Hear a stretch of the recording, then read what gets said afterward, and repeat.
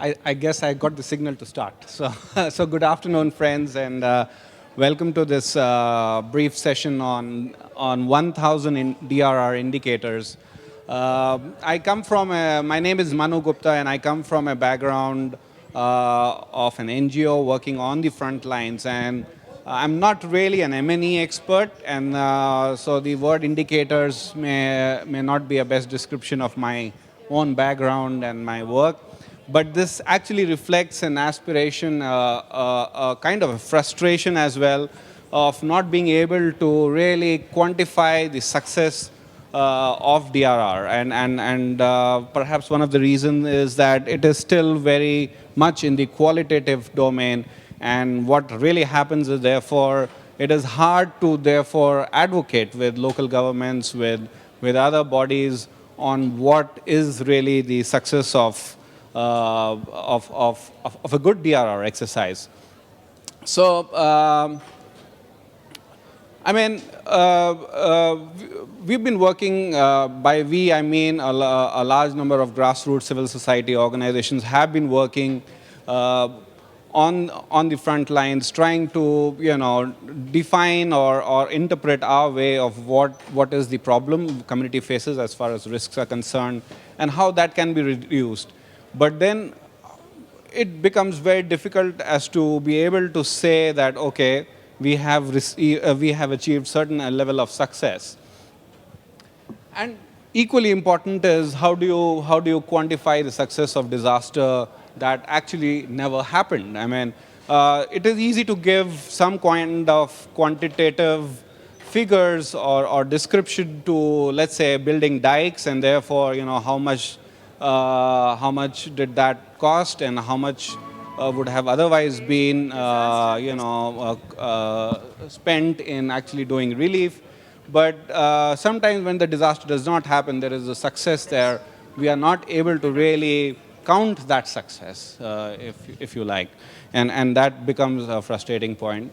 The other angle is, of course, we've been talking about mainstreaming. We have been talking about integrating risk reduction with sustainability, with development, and therefore to ensure the factors of resilience, of DRR, of risk reduction built into sustainability is still a struggle as far as we are concerned on the field. And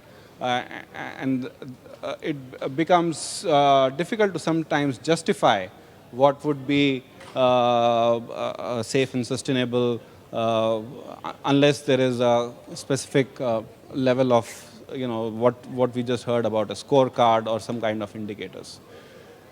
The biggest question, of course, is how do you measure resilience? And when I'm saying how do you measure resilience, we are talking about in the inherent resilience. Sometimes we as practitioners tend to interpret what the risks are as far as communities are concerned from our own viewpoint, from our own education, background, understanding of risks.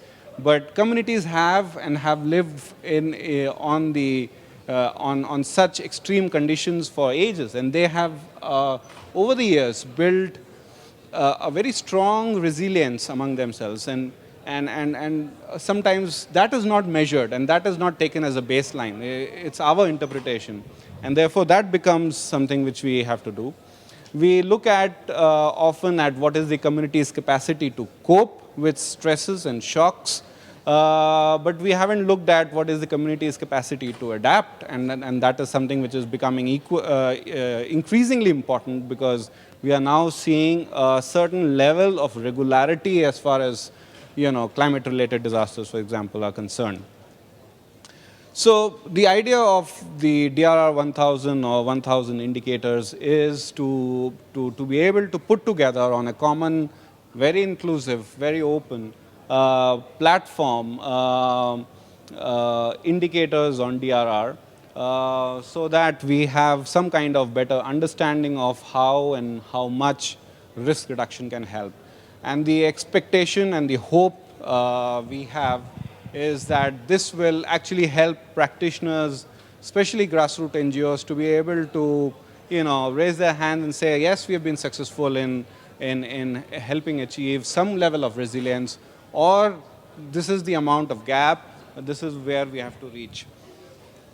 So what we've done is what we'll do is to launch today using a very open blog kind of platform, which will be taking in indicators. We'll be mining through the net, through literature, through books, and it will welcome your inputs into developing a common, usable, freely accessible database of indicators.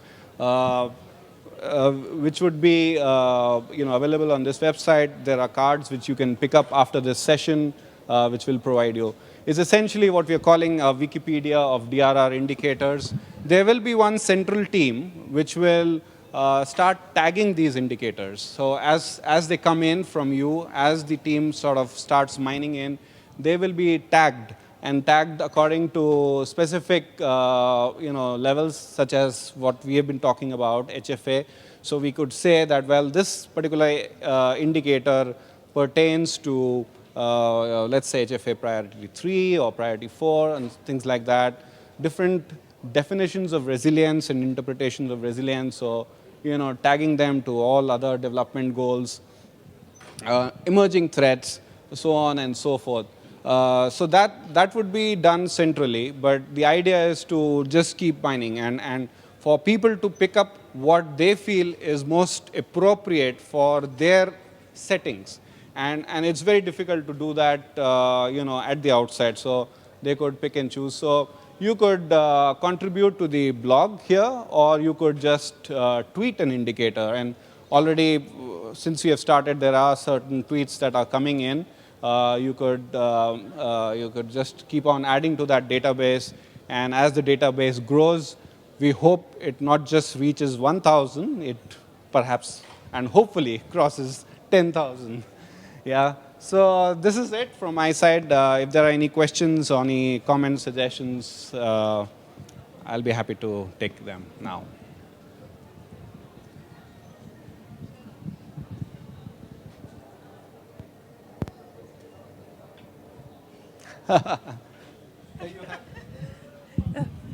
Maybe you, oh, I'm Desiree from Trinidad and Tobago. Maybe you already answered this, but what do we do when we have 1,000 indicators? That's a lot of indicators. No, we can cross. I mean, this is just at this point of time, the databases which I was scanning through generally have a set in around hundreds, on like 100, 150. There's a World Bank database which goes up to almost 900 indicators.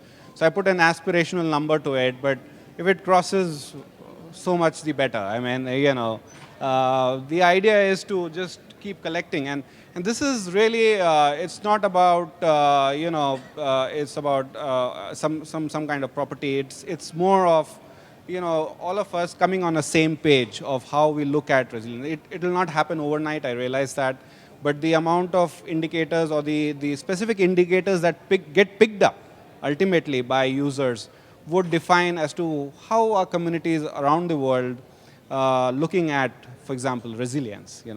Otherwise, you move from one area to another, and there is a completely different interpretation and meaning of resilience, for example. So we need to start building some consensus around these indicators by the way they are used and picked up.